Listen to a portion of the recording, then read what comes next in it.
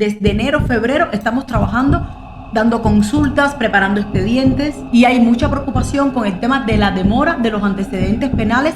Dice claramente que este cuño no es válido para extranjería. En el caso de estos estudiantes se va a ver esos expedientes con bastante detalle porque se puede entender que a lo mejor van a ser expedientes que entran en fraude de ley. Ya de pronto han salido pruebas de las facturas de que va al gimnasio, de que tuvo una emergencia médica y tuvo que ir a urgencias.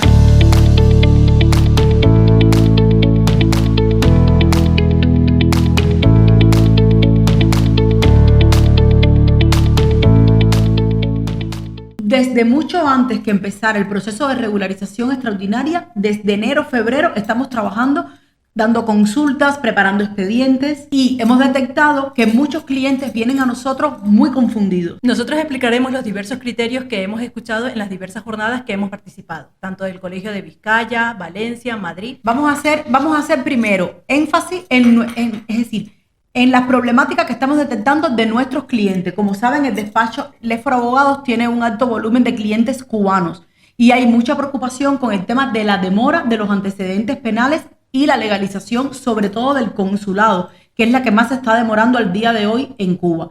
Entonces, a nuestros clientes y a todo el que pueda tener la oportunidad de ver nuestro video, le decimos que tenemos que tener un poquito de paciencia, porque todos sabemos que las credenciales están paralizadas en fecha 22 de febrero. Las personas que hayan solicitado credenciales antes de esa fecha posiblemente ya hoy tengan o sus antecedentes debidamente legalizados, como muchos de nuestros clientes, o estén también esperando citas que serán de esta semana. Pero a partir del día 22 de febrero se paralizaron las credenciales. ¿Qué quiere decir esto? Que estos penales están incompletamente legalizados. Ante esta problemática, muchos clientes de nosotros, no solo que están haciendo el proceso de regularización con nosotros, sino muchos de los clientes que nos solicitan documentos a Cuba, nos han dado como una posible solución la legalización, porque lo están diciendo abogados, gestores, etcétera.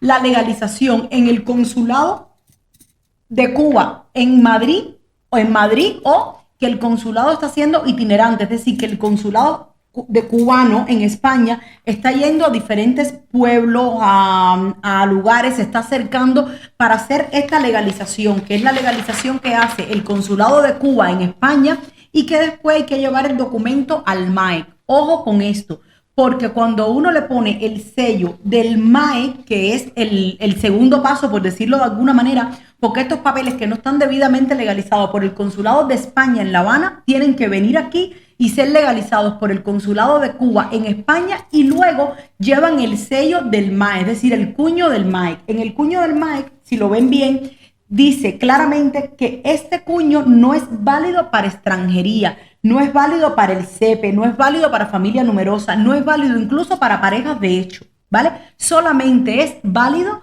para procesos en el registro civil, quiere decir para nacionalidades.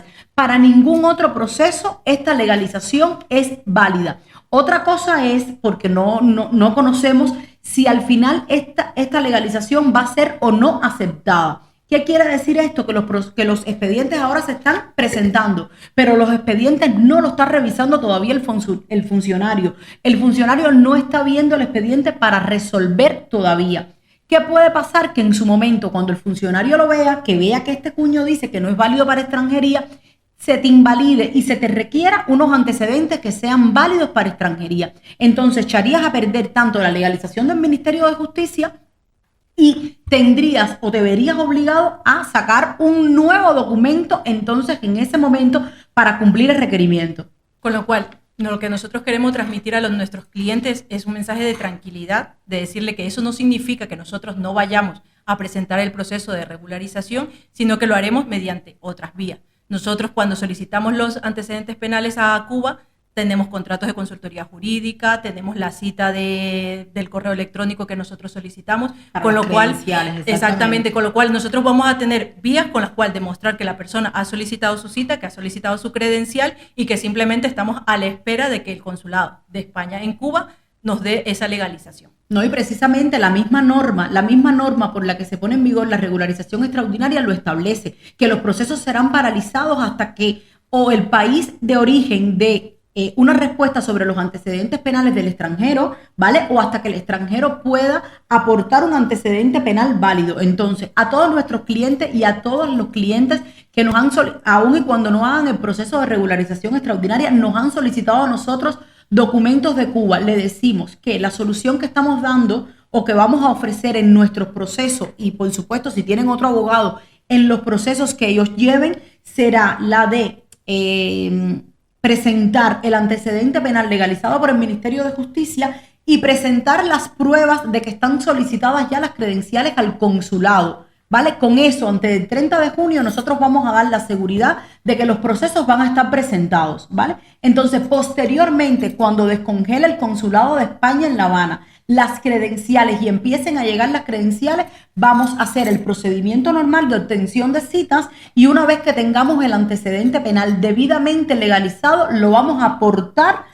al expediente, por supuesto, de regularización extraordinaria. Otro tema que nos hemos encontrado en las diferentes consultas que hemos hecho con nuestros clientes es el tema de las pruebas de permanencia. Exactamente, nosotros estamos revisando cada expediente para que cada expediente por lo menos tenga una prueba de los 5 meses anteriores a la presentación de la solicitud. Pero también queremos recordar a nuestros clientes que en las últimas charlas que hemos recibido sobre el proceso de regularización nos han comentado que van a ser flexibles en cuanto a este criterio, que no se va a exigir que sea de mes a mes. De todas formas, nosotros siempre, si el cliente tiene la oportunidad de entregarnos pruebas de cada mes, pues obviamente va a ser mejor y va a ser un expediente más completo. Otro tema a tener en cuenta es en el caso de los estudiantes o las renovaciones. En el caso de los estudiantes se está hablando mucho de si un estudiante deja a lo mejor vencer su tarjeta para luego poder pasar al proceso de regularización.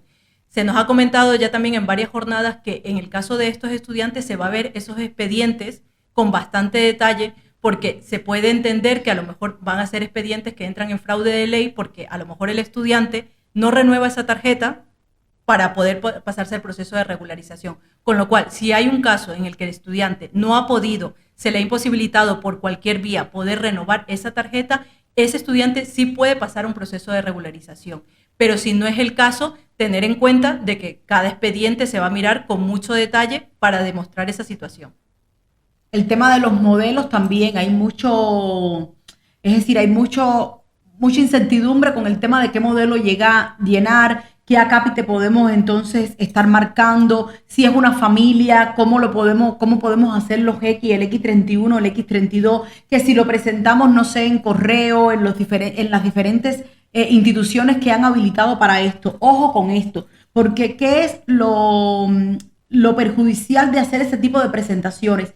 Que después tú no tienes una persona que le dé seguimiento a este expediente. Hemos visto casos que han presentado por estas vías que al día de hoy no conocen los clientes si tienen o no la admisión a trámite. Esta admisión a trámite no es un simple documento, no es una simple admisión a trámite como los antiguos expedientes de extranjería que tenías que esperar sí o sí el favorable, sino que esta admisión a trámite lleva aparejada el permiso de trabajo y lleva aparejada la cobertura de asistencia sanitaria. Entonces, es muy beneficiosa para los clientes y es muy beneficioso que en un corto tiempo tengan su permiso de trabajo y que, por supuesto, presentar el expediente con un despacho colegiado significa que ellos van a tener acceso a este documento, ¿vale? En cuanto la administración lo notifique. Exactamente, porque todavía no sabemos cómo va a actuar la administración. Normalmente extranjería, si hay algún fallo en el formulario, te hace un requerimiento, te dice que lo corrijas, pero en estos casos no sabemos cómo va a actuar si hay un fallo en cuanto a la presentación de los formularios. Con lo cual, esa comunicación va a ser vital el correo que se ponga para notificaciones, y en estos casos vemos que si tú lo has presentado por un locutorio o una oficina de correo, si ya has escrito mal el correo electrónico, obviamente esa notificación no te va a llegar nunca. Con lo cual, en ese sentido, nosotros, por el Colegio de Abogados, nos llega a través de la firma y nos llegan todas las notificaciones de todos los clientes, podemos dar salida a todos los requerimientos y todo que sea en tiempo. También, ojo, son muchos los expedientes que se están presentando, por lo tanto los tiempos de resolución de extranjería, aun y cuando se dice y lo que la ley establece es que son 3 meses, esto puede variar. Ya estamos entrando en el mes de mayo y la última presentación va a ser el 30 de junio, es el último día para presentar expediente. Después del 30 de junio viene julio y agosto, periodo de vacaciones,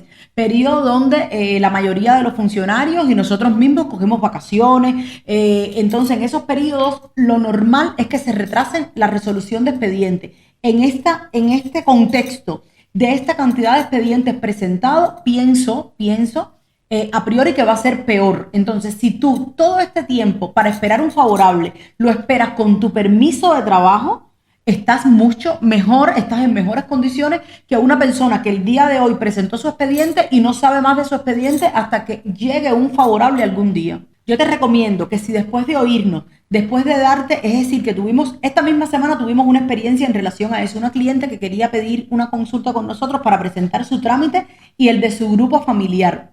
Fue muy cómico porque la cliente nos dice, pero ¿qué ustedes garantizan? ¿Vale? No quería venir a la cita hasta que nosotros no le explicáramos, obviamente, qué es lo que el despacho garantizaba. Y el despacho garantiza esto que le estamos hablando. Garantiza primeramente un trato cercano, humano y un trato personal. Prepararle el expediente, revisarle la documentación, presentarle su expediente y el seguimiento a su expediente. Nosotros, por políticas del despacho y por regla general, en nuestro despacho no soltamos a los clientes hasta que no le damos su tarjeta de residencia.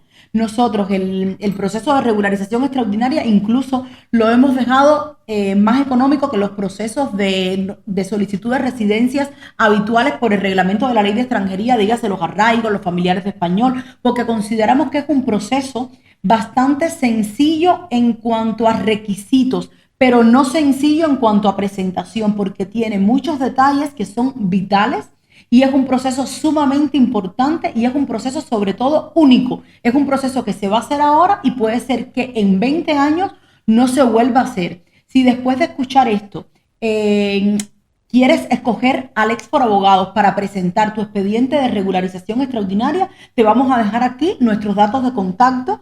Y nada, nos estás llamando, nos escribes y contactamos una cita, ya sea presencial, videoconsulta, para presentar tu trámite. Sí, porque hay que recordar que hay clientes que a lo mejor son más organizados, por decirlo de una manera, y a lo mejor sí tienen una prueba por cada mes. Hay otro tipo de clientes que a lo mejor no sabe cuál es la prueba adecuada, nosotros le ayudamos. Hay gente que a lo mejor en una primera consulta nos ha dicho es que yo no tengo nada con qué demostrar que realmente llevo 5 meses aquí. Después de tener una consulta con nosotros en la que ya le hemos preguntado más a fondo cuál es un poco su vida, ya de pronto han salido pruebas de las facturas de que va al gimnasio, de que tuvo una emergencia médica y tuvo que ir de urgencias, todo ese tipo de cosas que a priori a lo mejor la persona puede creer que no son pruebas, pero que luego realmente sí que demuestran que la persona presencialmente ha estado aquí y que nos sirven para presentar su proceso. Entonces, en toda esa fase nosotros le ayudamos, preparamos todo el expediente, nos cercioramos del tema de las fechas, el tema de la caducidad de los documentos. Es que lo hemos visto clientes que incluso nos dicen, es que yo me he visto todos los videos en las redes sociales y cuando llegan a nosotros tienen algunos errores en la preparación de ese expediente. Entonces, porque es un expediente que no deja de ser un expediente de extranjería, no deja de ser un proceso administrativo. Entonces tiene sus códigos, todos los procesos administrativos tienen sus códigos a la hora de presentar, tienen su forma de ordenar. Incluso en la forma de ordenar el expediente, un funcionario puede estar mirando tu proceso de manera diferente. No es lo mismo que tú pongas pruebas del 2023, y entonces tú como nombras, simplemente el hecho tan sencillo de nombrar un archivo de manera correcta puede marcar la diferencia en cómo el funcionario ve tu expediente. Exactamente, hay gente que a lo mejor nos dice que lleva aquí 5 años y entonces resulta que tiene 20.000 pruebas de 2024, 2025, pero luego al 26 no tiene. Y lo que necesitamos demostrar es esos 5 meses anteriores a la presentación de solicitud. O gente que a lo mejor viene con un empadronamiento de la primera vez que se empadronó y ya creen que ese es el empadronamiento que tienen que presentar en el proceso. Y no es así porque hay que actualizarlo. Son esos pequeños detalles. Bastante. Sabemos y es normal que muchas personas tengan incertidumbres, ansiedad con este proceso, porque hasta nosotros la estamos teniendo. Por eso creemos que este momento requiere información seria y decisiones responsables. No se trata solo de presentar papeles. Se trata de construir una estabilidad en España.